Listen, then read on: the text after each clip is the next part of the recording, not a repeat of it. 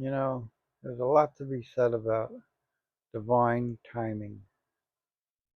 Now, I'll just use my example of the God Code, which you can find on my post on YouTube on this channel, and you can find it on X.com at the Matrix Lost, which is my X.com account. And you can find others at X.com at author J, the letter J, Godfrey, which is my other X.com account. And I'll explain more on that. Let me see him. Get the news going here. I'm not watching it right this minute, and the sound's off, but that's my other iPad. Uh, it's just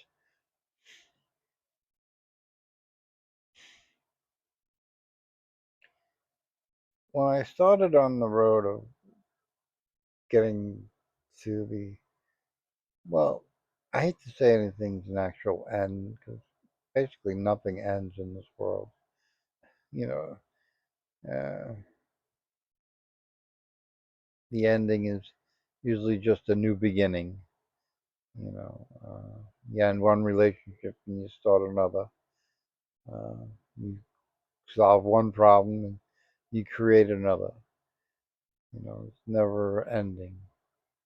And I started on the road of conquering the binary code problem many years ago. Many years ago, I was confronted with the problem that it even existed through a computer class that I took in college. Now, that was when binary code just started. So the negatives to binary code didn't materialize yet. They weren't worried about it because they knew they had time. And I think the biggest thing that, which really was years later from the computer class I took, was Y2K. And Y2K showed a glaring problem with a lack of a digit, you know. And there was all types of scenarios of collapse and calamity and chaos and everything else, and which never came to fruition. But they did come up with patches. It's not that they didn't do nothing and nothing happened. They did a lot to make nothing happen, and nothing happened. But with binary code, there is no uh, fix. There's no quick fix. The fix that there is the God code, and that's the only fix. And it's not important to put a patch on binary code. Binary code has reached its limit, and it's basically game over for binary code. It's done. Just as Y2K was done with 1999. And it was 2000, and it wasn't going back to 1999. No matter what we did, no matter how you did it, you were not going to go back to 1999. I don't care what you did or who you were. Uh, so, and there's no way you're going to go back to binary code. Binary code is a dead issue, and there is no future with binary code, just like there was no future with 1999. So, in that way, it's a fair comparison. But my brother, who was at the time big in computers, uh, he was more of the server side of it. So he dealt with uh, the mass information pools and all the email servers and all kinds of servers. And he told me about the binary problem and how it was a problem and how they couldn't solve it. And they had no answers for it. They had no uh, um, quick fix, and they were desperately searching for one. And and I didn't think nothing of it. I didn't say, "Well, I'll solve the problem. Just leave it up to me. I'll do it." That wasn't my, no way, that was my attitude. My attitude was like, well, I hope they solve it one day. I hope not another Y2K kind of problem, which it is. It's even worse than Y2K, tremendously worse than Y2K. But the quick, the fix of it is much bigger than Y2K because it's not just running a software patch and everything's going to be fixed. You have to change the hardware, the software, you have to change the chips, the memory, everything has to change, and that's why it's much bigger than Y2K. I mean, Y2K, you basically had to buy a new VCR or alarm clock or something small. And banks and stuff, they had to upgrade their hardware and stuff. And but this is much bigger. It's across the board. Everybody, every device, everything, anything electronic, uses binary code today, and that's going to come to an end, just like 1999 came to an end. You know, so. But in March of 2024, no, it was 2025. March of 2025, I I came up with, and it's on at Arthur J. Godfrey, x.com at Arthur J. Godfrey. I called it the Holy Grail. So if you're looking for it, go into my post on X, and you can look for the Holy Grail, and you'll see what I'm talking about. And I'm not going to explain it here, but it was a fix. It was a fix of binary code. And I believe it'll still work, and it can be used in different applications. Or, would be good for certain applications. I don't know that it's the worldwide fix that the God code is. God code covers all bases. There is no comparison. There is nothing better or bigger. Uh, it's gonna, there's gonna be no replacement for the God code, and there will be no need for a replacement of the God code. Sure, there will be changes needed and all that, but the God code will always be. The God code is computer DNA, and like our DNA in our body is over, I don't know, 3 million years old, and or maybe more. If we were able to figure that out.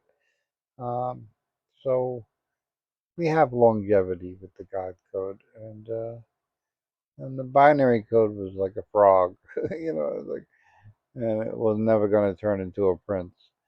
And the God code is a prince, and it's going to last forever. It's going to rule the world. And and and like I say, with divine timing, how I started this video, divine timing, because I created the God code on 12/15/2025. Now, if we add up 12/15/2025, 12 is 3, 15 is 6, and 2025 is 9. And Tesla said that um, the most important numbers of the numbers is 369, and 9 is the most important number of all the numbers. And he said anybody who figured it out would rule the universe. Well, I figured it out, and uh, 9 is the God code. 1 plus 9 and 1 times 9, and that's how it starts out. And you go 1, 2 plus 9, and 2 times 9, and you keep going until you get 9 plus 9 and 9 times 9, and then it starts all over back to 1 again. And it's just, that's the importance of 9. 9 is going to change the world. And it's just, my message isn't really about the God code or the Holy Grail or any of those kinds of things. It's more being aware, being patient. uh, I didn't know that I was going to invent the God code on 12/14/2025. Uh, I have thoughts in my head. I had ideas. Um, I was trying to work it out. I wasn't really putting pen to paper. I was just doing it in my head.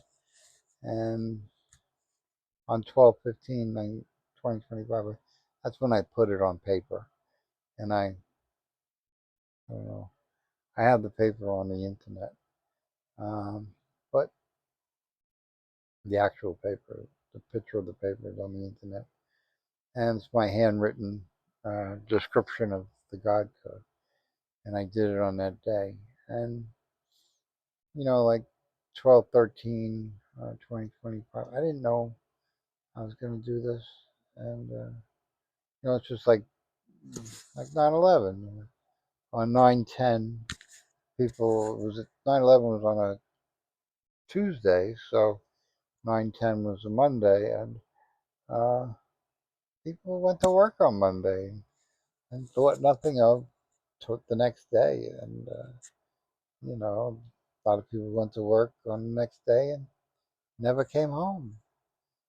So, it's kind of like that with the divine timing, just when it happens, it happens. And there's really, there's nothing anybody could have done to make 9/11 happen on 9/10, because you needed the airplanes, you needed the Saudis to fly the airplanes into the buildings, and everything was set to go off on 9/11, not 9/10. So that's why it was divine timing in that sense. And with the God code, uh, everything was designed to land on 369, and it wasn't going to land on 359, you know. And had I had the information earlier, then it would have, and it would have not, it would have been divine timing, it just wouldn't have fell on 369. But I think it was very important to the universe that it land on 369. And, if you're into numerology, numbers are very, very important in this world, very, very important in our lives. And I'm very into numerology. You know, I was born in 1969, and 69 is, if you write it out, it's the yin yang symbol. 6 and 9 is the yin yang symbol. So my birth was the year of the yin yang, and I know a lot of people don't look at it that way, but I do. Um, and it was 1969, so it was 969, and 9 and 6 is an astrological sign. Uh, so it's just number, and not just the design of the numbers. The actual numbers are important too, uh, but like you can see the importance of 9 in the God code, and 9369 is important in the Holy Grail codes that I also created, and it's just uh, you just gotta let the universe do things. The universe does things in its own time. It doesn't care about your impatience. It doesn't care that you want it now. You know, like Steve Jobs, he created Apple. He was fired by Apple. Uh, he went off and created another company on computer graphics and video games. Learned about more about computer graphics and video games and video, and went back to Apple and created the iPad, the iPhone, the iPod, and all those things, and that we use today. I'm using right now. Uh, it wasn't his time. It wasn't the divine timing. It wasn't his time to create the iPad in the first time that he worked for Apple. He had to leave Apple to come to the invention of the iPad. And the firing was very important. The fact that he started those other companies was very important in the furthering of what we now know as Apple. So, you know, and I'm saying wherever you are in your life, I'm not like he didn't just sit or he didn't get fired from Apple and go home and wait for the phone to ring. No, he went and and he didn't become a doctor or a lawyer. You know, he stayed in his field of computers. He spent a lot of his own money that he made from the first Apple venture on this new company and took a gamble, took a risk, and uh, didn't work out. But he sold it to Apple and he went back to Apple and it worked out in the end. And it was all divine timing. Every step was divine timing. Just like I had to create the Holy Grail to get to the God code. If I didn't create the Holy Grail, I would have never, ever got to the God code. So each step was important, and I had to go to jail. I went to jail. I created, I worked on I worked on the Holy Grail and the God code in jail. I was writing some stuff down. I was thinking more in my head. But, when you're in jail, you have a lot of time to think. And I created the God code in Pilgrim's Psychiatric Hospital, State Hospital. I didn't create it in jail, but again in the psych wards, you have nothing better to do but sit around and think and sleep. And I was in my bedroom when I came up with it, and I wrote it down, and I knew right away what I had discovered, and I knew right away what it was. Just like when the second plane hit the World Trade Center, we all knew it was a terrorist attack, and there was no question at that point. The first one, we all thought maybe it was just a dumb pilot, but the second one resolved that issue, So I knew exactly what I had on 12/15/2025, and I'm never going to waver from that because I know what it is. And somebody could have wrote down the exact numbers that I have in the God code, but they didn't label it. They didn't put the name on it that this was the replacement for binary code. And so they missed their mark, and it wasn't their divine timing to do that. So whether they wrote it down or not doesn't matter because they didn't name it and they didn't know what they had, And, you know, it was just like Y2K. They could have solved the whole problem by adding the digit and preparing the world to change over from 99 to 2000, but they didn't do that. It was divine timing to have Y2K uh, save, be the world catastrophe that it was predicted, and then save the world from the world catastrophe by the patches and fixes and all the things they did to make Y2K a mute point, and that was all divine timing. Could have been all avoided if they had just discovered it before, but they didn't, and they didn't on purpose. Just like the binary code was done on purpose, and the God code is also done on purpose. And the universe works on all of this. So if and the universe in your life, I don't know what your Y2K in your life is or what your God code is in your life. Maybe you're gonna have a drawing like this Jinxie thing. Jinxie is popular because he's a weird looking raccoon. If he was a normal looking raccoon, um, I wouldn't even be saying the word Jinxie, and that's just again divine timing, you know. He had to be born that way. He wasn't hit by a car and made that way. He was born that way, and that makes it even more rare and more unlikely for it to happen. And because it did happen and happened the way it did, that's divine timing. And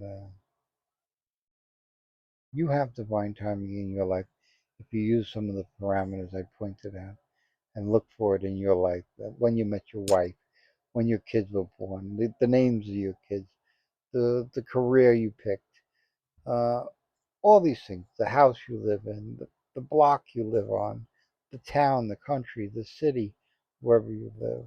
It's all divine timing. You know, well, I know a lot of people that bought houses went through bidding wars. If you hadn't if you haven't offered an extra 20,000 or $200, maybe you wouldn't have got the house. And if you didn't go to a particular school, maybe you wouldn't have gotten the job, and things like that. It's all divine timing. So, the universe is in your life and directing this divine timing. So I never doubt that. But everything is divine timing.